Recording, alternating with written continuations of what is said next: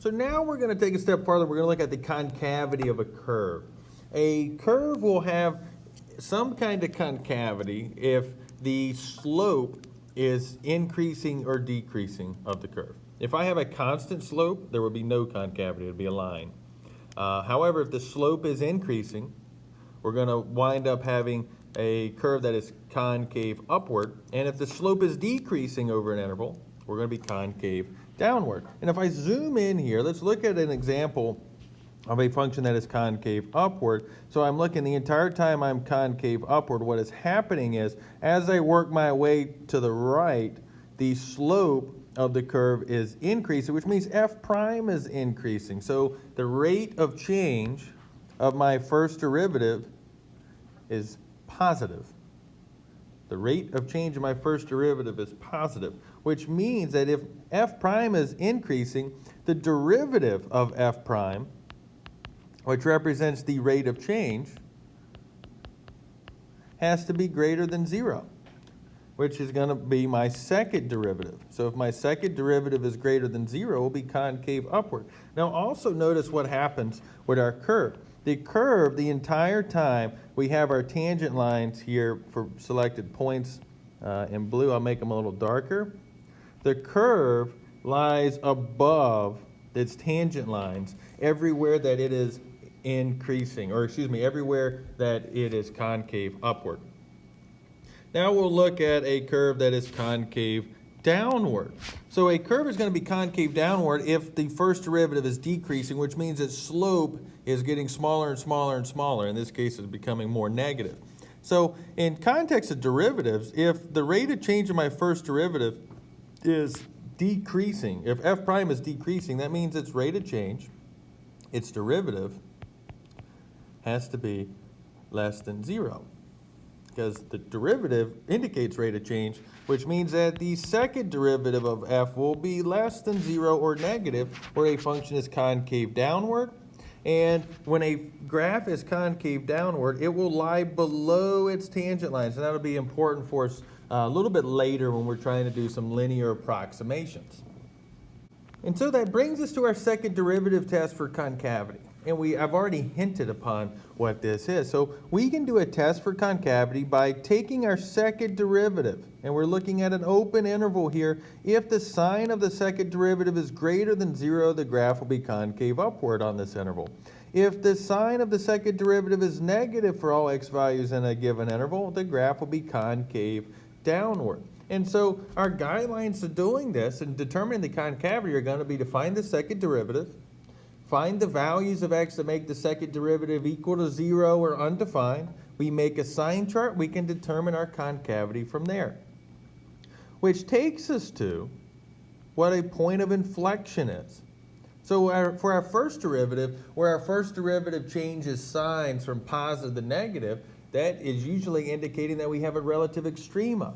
For our second derivative, where we have a sign change in our second derivative, where we go from concave upward to concave downward, we're going to have a point of inflection given that the function itself is defined where the concavity changes at. And graphically, the points of inflection could look a number of ways. I could be concave, have this point of inflection where the tangent line intersects and is diagonal to the curve.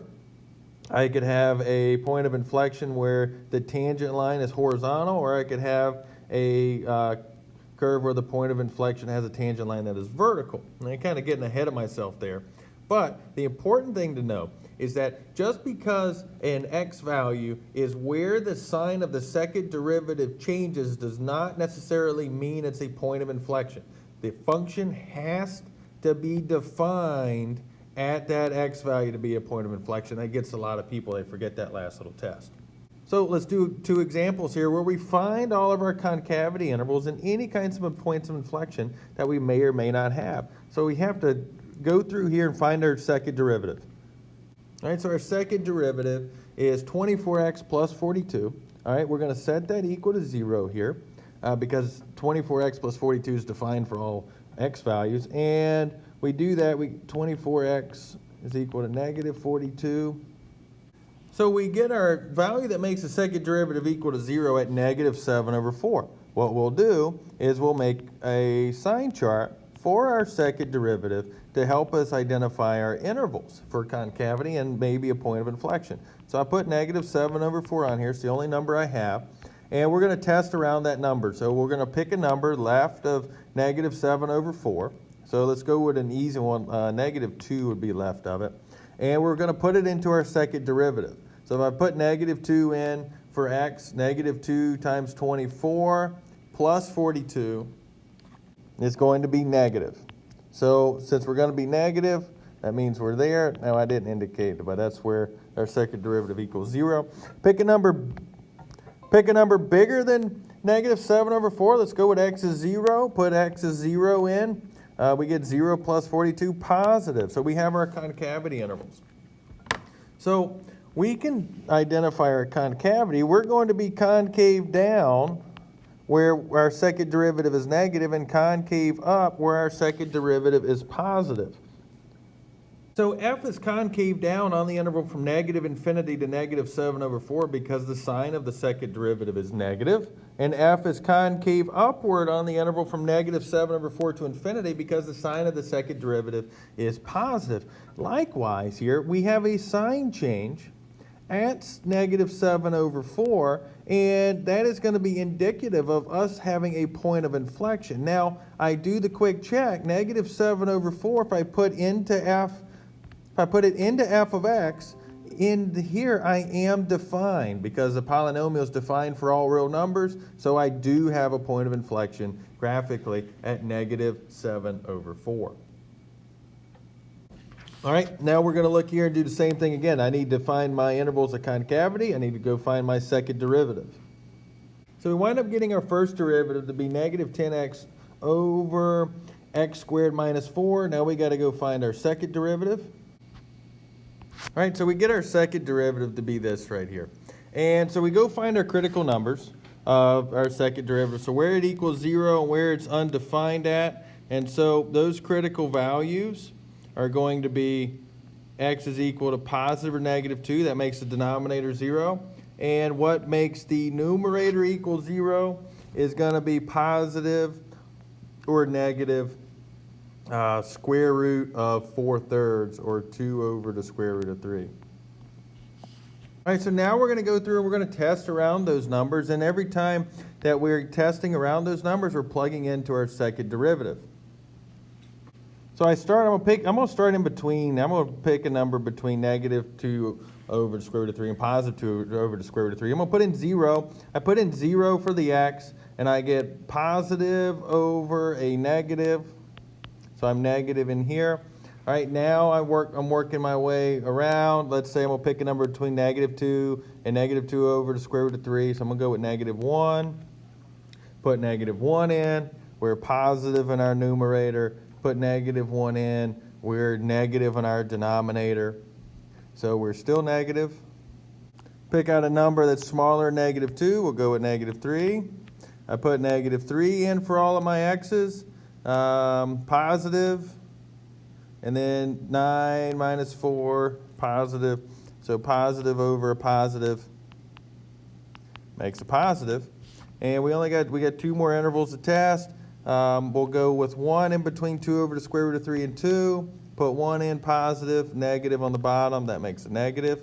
Put in a number bigger than 2, like 3. Put positive 3 in. We are positive. And so looking here, what we have is we only have 2 places where we have a sign change in our second derivative, and that is at 2 and negative 2. Those would be candidates for point of inflection. However, x cannot equal positive or negative 2 because they're vertical asymptotes. So for this problem, we have no points of inflection. Now, but we still can do our concavity intervals. We're going to be concave up when the second derivative is greater than 0, which we see that happen from negative infinity to negative 2, and we're concave up from 2 to infinity, and we're concave down when our second derivative is less than 0, which would go from negative 2 to positive 2. Now that's confusing because you're like, well, wait a minute, I equal 0 both of there. Shouldn't I have to break those intervals up? Well, the definition of, I guess, being positive or negative or increasing or decreasing is talking about a over top of an interval. Now, I am negative for all x values here, my second derivative is negative, and then what is happening is it just touches the x-axis briefly and it comes back down. It doesn't have a true sign change here, which means that my second derivative is decreasing, decreasing, decreasing, then it hits this one point where it stops decreasing just momentarily, but then it continues decreasing, decreasing, decreasing, the same thing there. So instead of me breaking it, I'm going to go all the way from -2 to +2 and say that that first derivative is going to be decreasing the whole time. Okay, last part here while we're working with our derivative and some things it can give us is we can actually use our second derivative to determine the type of relative extrema we have. And this is often helpful for us as a technique if we're given like a table or something where we don't actually have an equation to work with and we have some derivative signs, and we can determine if a critical number of our first derivative is a relative max or minimum strictly by looking at the sign of our second derivative. So let's look here on the one right here on the left.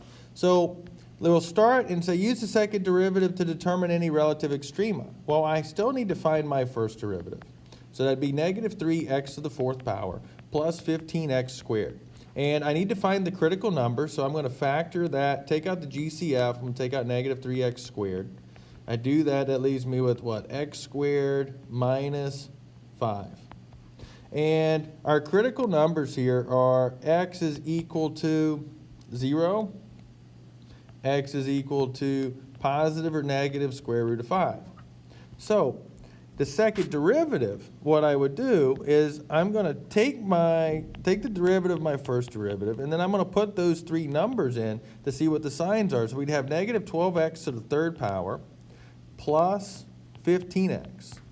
And I just want to know, okay, what is the sign of f double prime of 0? If I put in 0 here, I equal 0.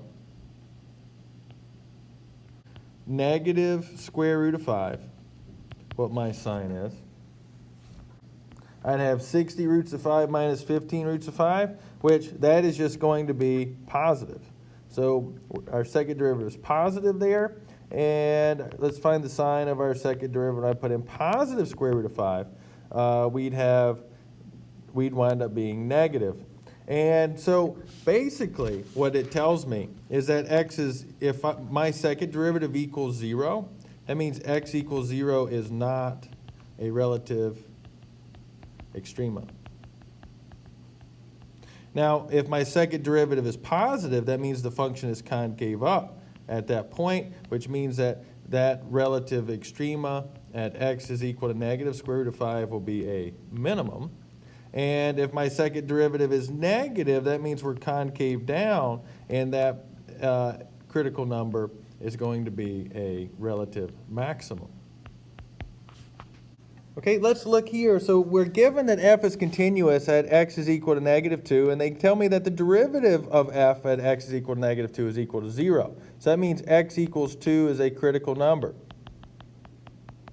And then they tell me that the value of the second derivative is equal to -3. So the second derivative of 2 is negative. So what that means is, one, I'm differentiable because my derivative equals a number. The second derivative is negative, so we're concave down because our second derivative is negative. The critical number, since we equal 0, we have that horizontal tangent line. Here's x is equal to 2, which means that x equals 2 is a relative maximum.